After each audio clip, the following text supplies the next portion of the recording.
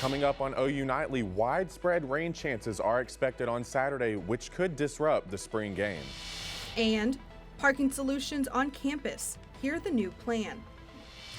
Plus, it's day 3 of Donald Trump's hush money trial. We have the latest as jury selection continues. This is OU Nightly.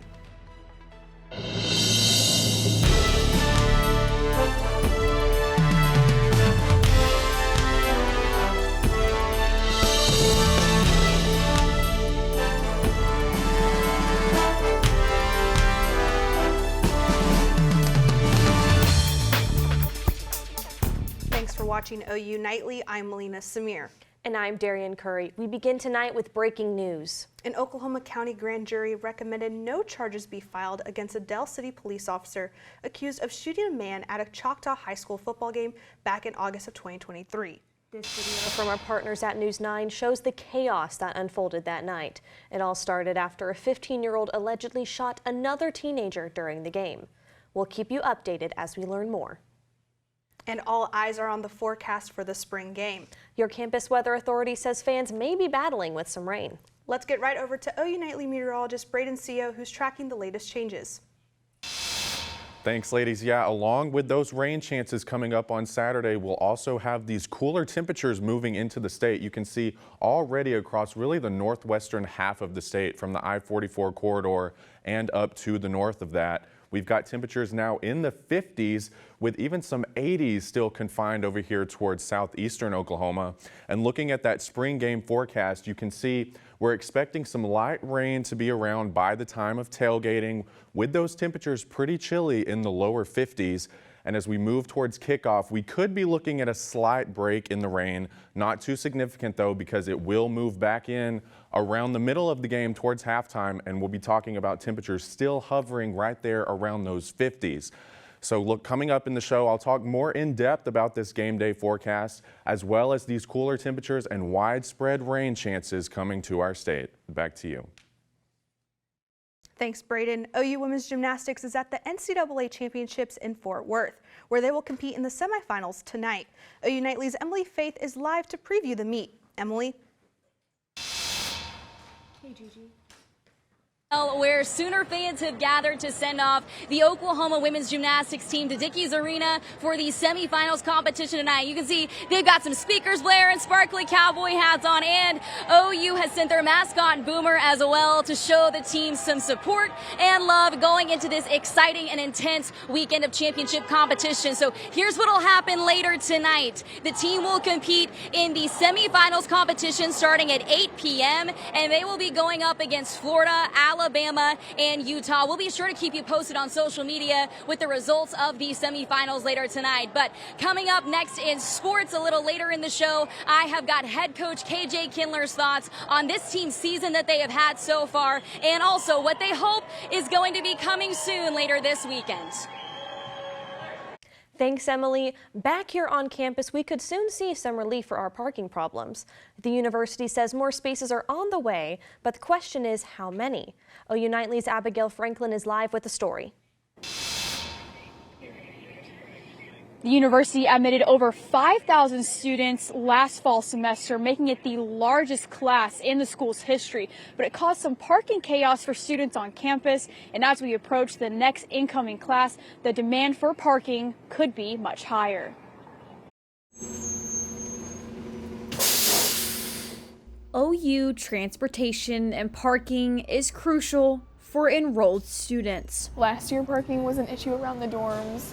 But coming to a close on a record-breaking largest class number, if we start getting a capacity, an enrollment repeat could stress campus services. We will keep up with the demand.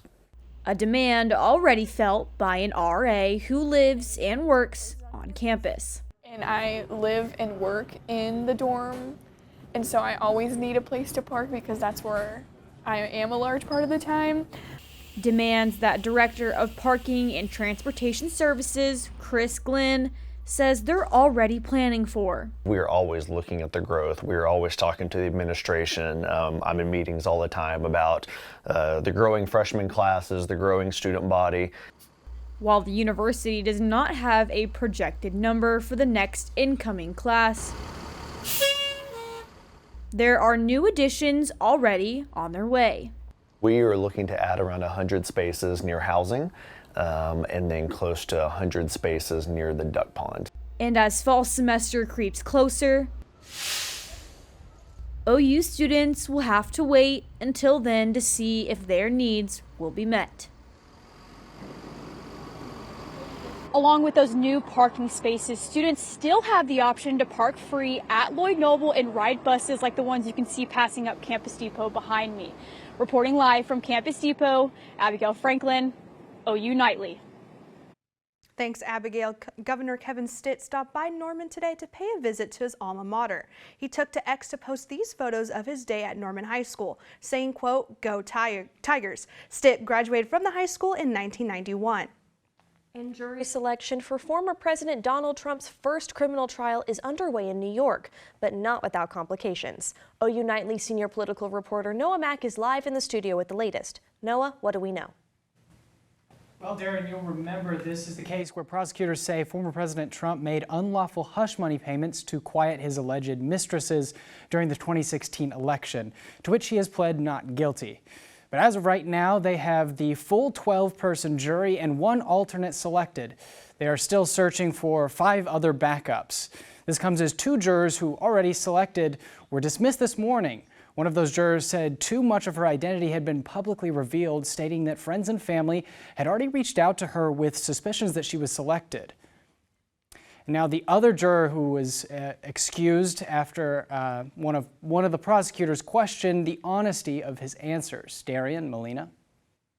Thanks, Noah. The U.S. announces new sanctions on Iran following the country's attack on Israel this past weekend. OU Nightly's Sophia Cabrera has that and the rest of today's national and international headlines from the News Center. The U.S. and the UK have imposed new sanctions on Iran as punishment for missile and drone attacks on Israel. White House officials say the sanctions aim to cut off supplies used for their missiles and drones program. Meanwhile, the UK has imposed sanctions on 7 people and 6 entities linked to the attack. And this just into the newsroom, the U.S. has vetoed a resolution that would allow Palestine to join the United Nations as a full member. A U.S. State Department spokesperson stated that the U.S. believes the best way for the Palestinian people to achieve statehood is, quote, through direct negotiations, end quote. And at Columbia University, New York police arrested more than 100 pro-Palestinian protesters, many being students. These protests come one day after university officials testified about anti-Semitism before Congress. Officers removed 50 tents as students called for amnesty for those arrested. CNN reports the university's president authorized the NYPD to break up the encampment. And several states reported outages with 911 calls due to a light pole installation by third-party company Lumen. Service has since been restored, but residents are urged to call via landline or text 911 if this issue reoccurs. Darian, Melina. Thanks, Sophia. One summer bug poses no threat to some pets, but not all. Find out what kind of pets can be affected up next. And some careers may lead to dementia. Which careers and how after the break.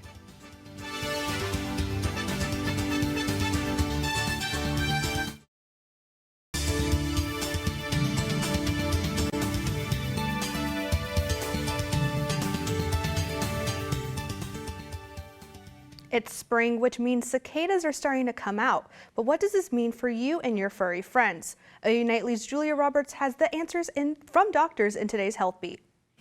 Melina, people will not have to worry about cicadas being around, harmful or toxic towards them.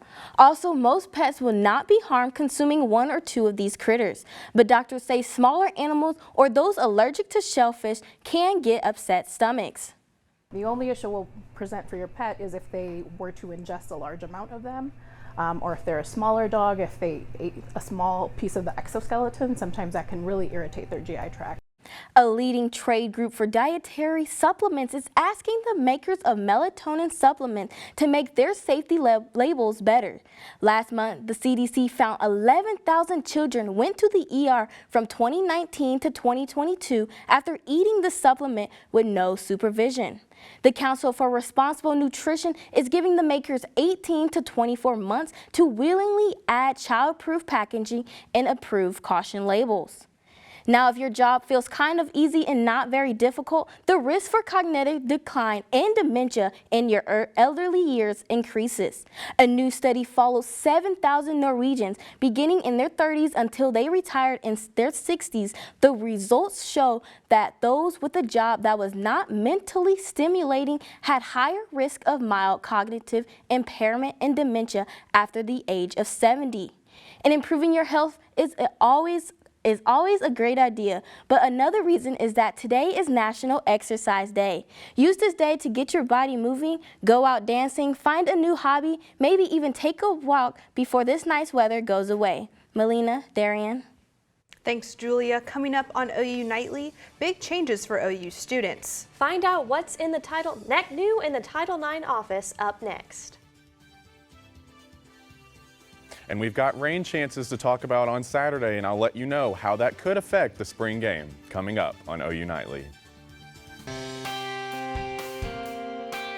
Welcome back to OU Nightly. Here's a live look from our Weather Center cam, and you can see traffic is moving smoothly here along Highway 9, and also a lot of greenery out here as we've had some very warm temperatures the last few days.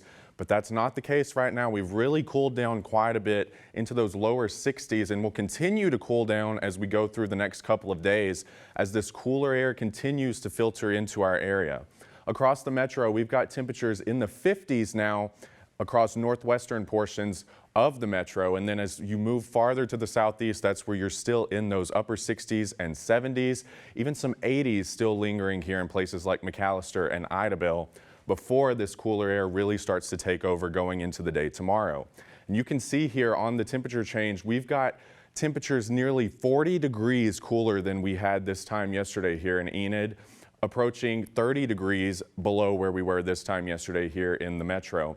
And that'll continue, like I said, over the next couple of days as that cooler air really starts to filter in, along with some gusty winds. As this cooler air really starts to push southward, we've got gusty north winds up to 30 miles per hour at times, and this will stick with us through tomorrow, where we got still 20-mile-per-hour wind gusts at times tomorrow afternoon before they start to diminish as we head into tomorrow night. Now, another thing with these gusty winds, it's really kicking up the pollen out there, especially tree and grass pollen. So if you're an allergy sufferer, unfortunately, the wind is not your friend, as these allergy index report does show that these levels are in that high category. But another thing we're talking about today is this slight risk for severe weather across extreme eastern Oklahoma. And we do have some shower and thunderstorm activity out there right now, especially over in eastern Oklahoma. Taking a closer look at that towards Muskogee, we've got a few storms trying to get going, not too much right now, but a few storms could be on the stronger side through the afternoon and into the evening. Now on Saturday, we're going to be talking about a much larger rain chance across basically the entire state of Oklahoma, especially here from Oklahoma City over to Elk City and southward to the Red River. We'll be talking about widespread rain chances, and looking at that game day forecast, we're talking about light rain by the time of your tailgate. Kickoff could be still a few showers lingering around, but we're expecting a little bit of a break around that time before rain really starts to move back in as we head around the middle of the game into halftime. And Futurecast shows this activity really starting to ramp up late tomorrow into early Saturday morning, and especially as we head into right around game time, especially through the game into as the game is winding down. We could be talking about widespread rain and thunderstorm activity across central Oklahoma. Lows tonight will dip down into those 40s here in central Oklahoma. Highs tomorrow really rebound into the 60s one last time before they really cool down on Saturday. In that 7-day forecast, you can see that 80% coverage of rain on Saturday just in time for the spring game, and then we cool down quite a bit and the rain moves out as we head into the day on Sunday. Well, thank you, Braden. So I know there's a pretty good chance for rain on Saturday, but are we still thinking about going to the spring game? I probably won't be there. Cool and rainy is not my cup of tea, but if you are going out, make sure you bring those raincoats and the umbrellas. Awesome. Thank you, Braden. Thank you. Now, new on OU Nightly, changes are coming to OU's Office of Institutional Equity. Christine Taylor is leaving OU and stepping down as the university's Title IX coordinator. OU President Joseph Harris says Marcy Gracie will serve as the interim Title IX coordinator effective April 20th. The search for a new coordinator will begin immediately. Now OU baseball sets their sights on Provo for a 3-game series against BYU. OU Nightly's Emily LeBeth has that and more in sports. OU women's gymnastics is competing for their 3rd consecutive national championship. Hear what head coach KJ Kindler has to say about her squad before the meet, next in sports.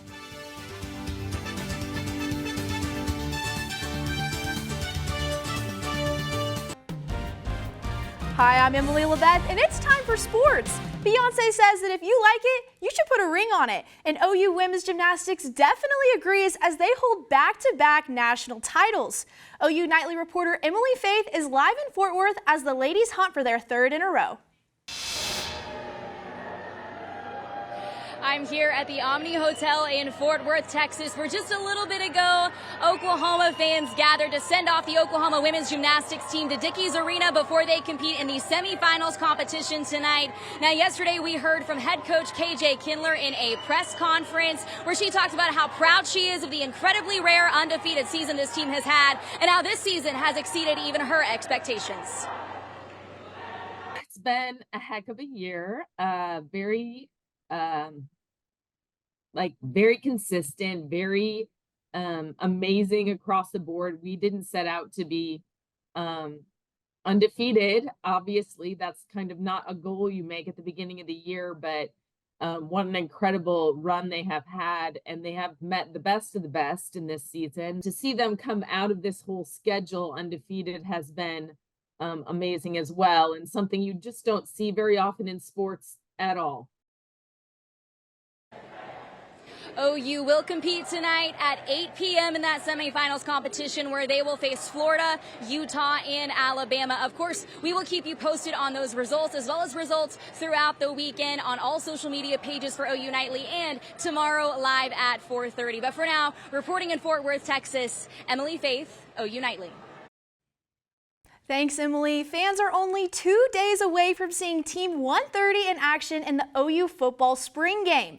Many Sooner players will make their debut in the Crimson and Cream, as well as defensive coordinator Zach Alley. Senior linebacker Danny Stutzman looks forward to facing this talent and has high praise for OU's offense. It's a very high-powered offense. Obviously the tempo is no surprise, and Jackson's a very, he's a unique player, man. The way he has that arm strength, the way he can just continue to, use his legs to make plays on the field. And there's so many explosive weapons on that offense. Bring a guy like Bauer Sharp and Deion Burks to come in there and just make plays, and all the running backs that we have, it's deep all over the place. I'm really impressed with the way they've performed, and just excited to, kind of have another attempt to just go at them. Pitching it over to Provo, OU baseball is facing BYU in their first Big 12 series matchup. Braden Davis earned the start on the mound tonight for the Sooners, and he is leading OU in strikeouts and coming off of a shutout performance against Kansas State. OU will try to cage the Cougars starting tonight at 7 p.m. And another Sooner Cougars series on the diamond is happening tomorrow. OU softball takes on Houston on their home dirt for Game 1 at 6 p.m. And OU announced that their Bedlam game on May 4th will be broadcast nationally on ESPN. Melina, Darian. Thanks, Emily. Kids were able to grow in their reading skills in Las Vegas. Who they were reading to and why after the break.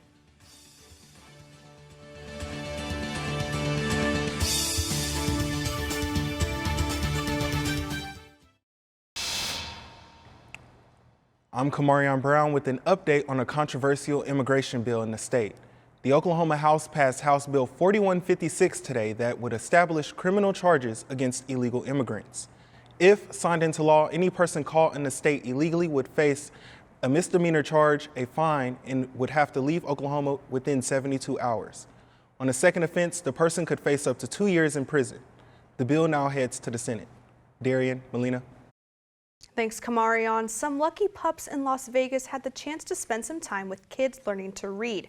Nevada SPCA rescue dogs were brought to Gene Ward Elementary School to get human contact and attention from the kids. The kids got the chance to grow their self-esteem and practice their reading skills with the rescue dogs. This was part of a promotion for Adopt a Shelter Pet Day, which is on April 30th. Now let's go over to Braden Seo for one last look at our forecast. Braden. Thanks, ladies. Yeah, here's that game forecast on Saturday, and you can see rain is possible by tailgate, cloudy skies with maybe some lingering rain by kickoff, and then that rain really starts to return as we head into the middle of the game.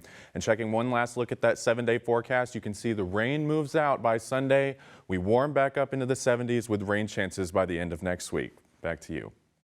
Thanks, Braden, and thank you for watching OU Nightly. I'm Melina Samir. And I'm Darian Curry. Be sure to watch OU Nightly live weekdays at 4:30. Good night.